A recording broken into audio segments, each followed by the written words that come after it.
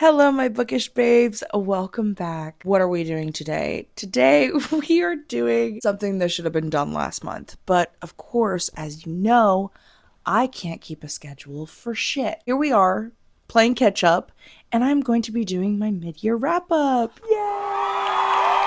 I know. I feel like I've read a lot of really good books, but then recently I've kind of been in a slump and a little bored, but then also still enjoying myself. I don't know. I'm kind of all over the place. But without further ado, let's go ahead and get into it.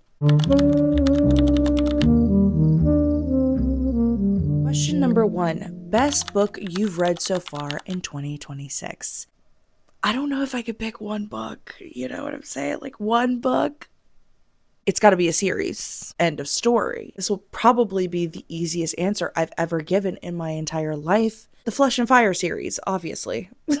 By Jennifer L. Armentrout. Oh, love her. I will say this till the day that I die. It is the best series I have ever read to date. If we're talking about best books, it's Alchemized, but look, I can't use that one because that's last year. But I thought I should name drop it just in case any of you want to read it. I'm just saying. I'm not gonna lie to you though. I really did like. Nope. I'm sticking with that one. I'm gonna ride that one until the cows come home because if I sit here and I start switching up, we're going to take 500 years. Question number 2, worst book you've read in 2026. That is another easy one. I will not lie to you. I've had a lot of not so great reads, especially in the dark romance department. Dark romance and me, we used to be like this, but now we're struggling. This is the hard part in the relationship. We've hit a bump in the road. Are we gonna make it through? I don't know. But surprisingly enough, the worst book that I've read this year is not a dark romance book. No, I know. Crazy. The Ashes and the Star-Cursed King. Absolutely atrocious. I could not get into it to save my life. I DNF'd it. I think that was my first DNF of the year. I might be lying. I might be lying. I don't know. I have to fact check that. Question number 3. Best sequel you've read so far in 2026. That will have to be The Ballad of Never After by Stephanie Garber. First of all, can I just say how much I love Stephanie? I literally went on an entire binge read, the Upon a Broken Heart, and then the Caraval series. Oh my God. So good, so good. And I love how the worlds overlap. Okay, so the other 2 books in the series were 4 stars, but I would say more like 4.5. The Ballad of Never After stole the show. Oh, I couldn't put it down. It was so good. The tension between the 2 main characters. Oh my God. It's YA, obviously, so there's not going to be anything crazy happening. But Stephanie, she knows how to build up to where you're just ripping your hair out and you're like, please, just kiss already. Shut up and love each other. Worst sequel you've read so far in 2026. That would be Iron Flame. Well, technically, it would be The Ashes and the Star-Cursed King, but we're not going to talk about that one. I already brought that one up. I'm going to try not to repeat myself. But yes, Iron Flame. And when I say worst, it wasn't like bad. I still read it. I still rated it 4 stars. The problem was that the other 2 books were so, I don't know, the first one, iconic. It sucked me in and spat me out, okay? And it was so well written. Oh my God, it was so well written. Third book tugged at my heartstrings. And it had the setup where I liked what was going on in the third book. The second book,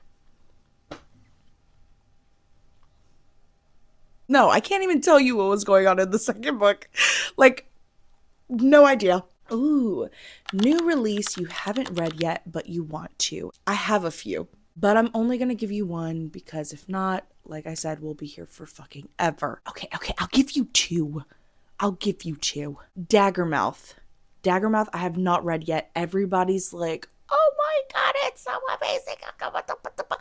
I need to see what the hype is about. I am going to read it with one of my besties, okay? Second, it's going to be The Knave and the Moon or something like that. Yeah, it's the second book of The Night and the Moth by Rachel Gillick. I hope I pronounced that right. I literally just finished that book 2 days ago. Oh, dear God, I loved it. No, dear God, I loved it. Oh my God. And the gargoyle. Bartholomew. I love Bartholomew so much. I want a Bartholomew. I need a friend like that in my life. But yes, that second book is coming out soon. I think in September. Right now we're in August. So, right around the corner. So, the answer to that has got to be whatever the fuck the book is going to be called by Sarah J. Maas. A court of hurry the fuck up and name this book already. A court of I can't wait no mo. Okay. A court of it better be fucking Azrael's book. Yeah, that one. That's the one, my most anticipated read of 2026. Oh, I will be so upset if it's a novella.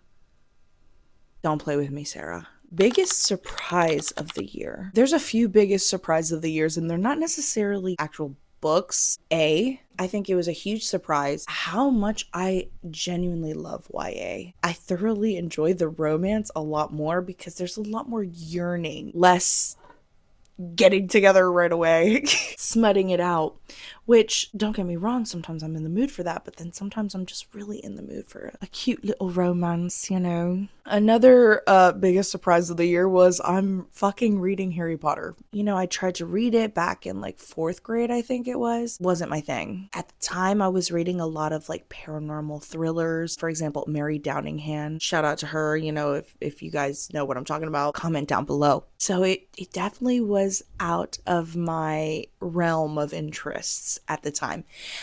But I'm having a pretty fun time with it. Again, another YA book. It's nostalgic. I don't know. I feel like I'm sitting back in middle school, like wasting my life away in my fucking bed, escaping into different fantasy worlds. So, last surprise, I actually fucking hated One Dark Window. I mean, clearly it wasn't the worst book I've read this year, but it definitely was not what I expected. It left much to be desired, for sure.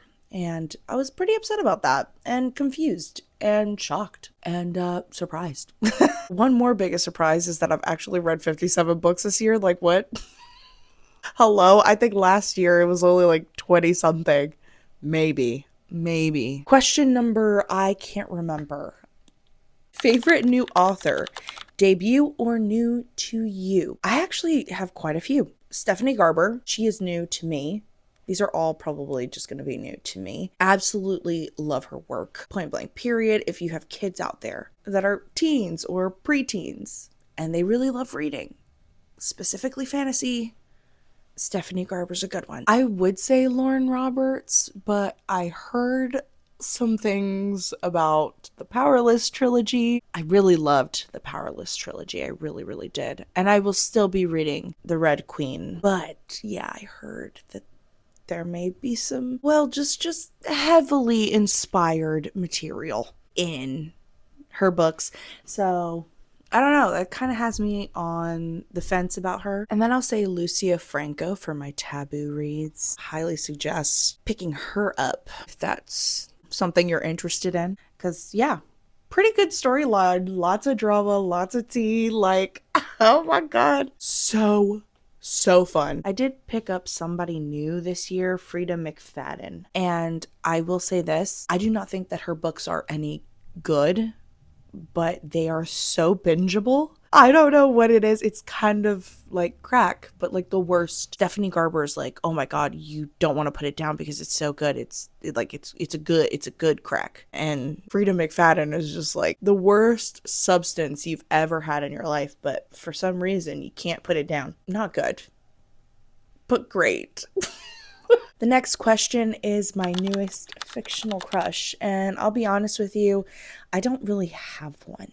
I guess the closest we can get is the Prince of Hearts from the Once Upon a Broken Heart series, Jax. Love him, but crushing on him, I don't know. I think I'm good. I'm okay. Rory from The Night and the Moth, pretty hot, but I don't know. It's not like I'm not crushing. I'm just admiring from a distance. A book that made you cry. The Night and the Moth, the Mindfuck series. Basically every book on this list.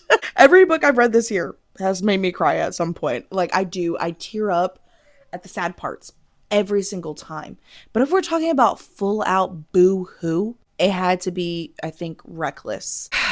Yeah, Reckless had me boo hooing. In fact, it's on TikTok currently right now, and I think I might have to delete that shit. Oh my god, but then, yeah, also the Edge of Darkness trilogy. A book that made me happy. That one might be a little bit more difficult. You know what? The Harry Potter series. I know we have our issues with J.K. Rowling, okay? I hate that we have a problem with her because, God, this woman is hilarious. Most beautiful book you've bought so far this year or received. Two Twisted Crowns by Rachel Gillig. I'm gonna pretend like I'm saying that right.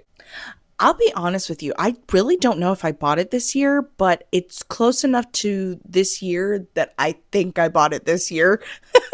She is gorgeous. Oh my God. The cover, the edges, little quote in the back. I just love it. I love everything about it. The color scheme. Mwah. And then the very last question, guys. What books do you need to read by the end of the year? And this one, I'm going to be a little bit more vague, mainly because I'll show you my TBR.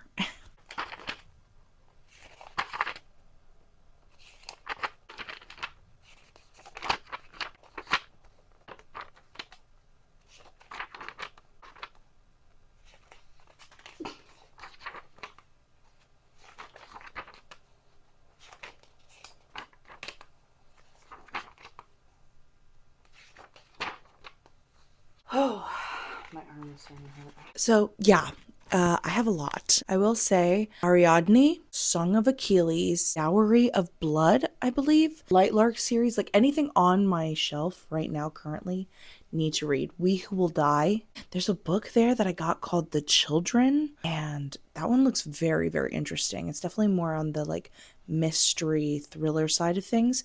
So that will be good to, you know, like get back into thrillers that aren't Frida McFadden. I have to read Between Two Kings, the second one of The Kiss of the Basilisk, because that cliffhanger was absolutely diabolical, and I have not even bothered to get to the second book. What the fuck? Phantasma. Obviously need to finish reading the rest of the Gods and Monsters series. I'm on the Book of Azrael right now currently. Then I wanted to read Tender is the Flesh, maybe, or The Female. I'm kind of liking the quote unquote weird girl books that I've been seeing. A lot of my mutuals on Instagram have been reading those, and I'm craving it. Oh, also, I need to finish reading the Shadow of the Gods series. Oh my God, what is it called? The Bloodsworn series. That's what it's called. Yeah, I need to finish those. That is going to be it for my mid-year wrap-up, guys. I'm actually so excited for the books that I have coming up next week. Any of my Edge of Darkness trilogy lovers, we will be doing a Lee Rivers universe reading vlog. Okay, so look forward to that. It was a great time. Like I said, I really loved that series. It had me jaw on the floor, then sobbing, then cheering, specifically for Tobias, because we love Tobias in this household. And then whenever the fuck I finish the Harry Potter series, y'all already know I'm gonna have some things to say. That's really all to set me up for the Draco and Hermione fanfics that I have. I also kind of want to do a video of my bookbinding process, and especially since I have 2 books I need to make covers for. So yeah, okay, well, anyway, that is it. That is all. I hope you guys take very good care of yourselves, drink lots of water, read lots of books. I would say specifically smut, but at this point, girl, just read. And I will see you guys next week. Bye.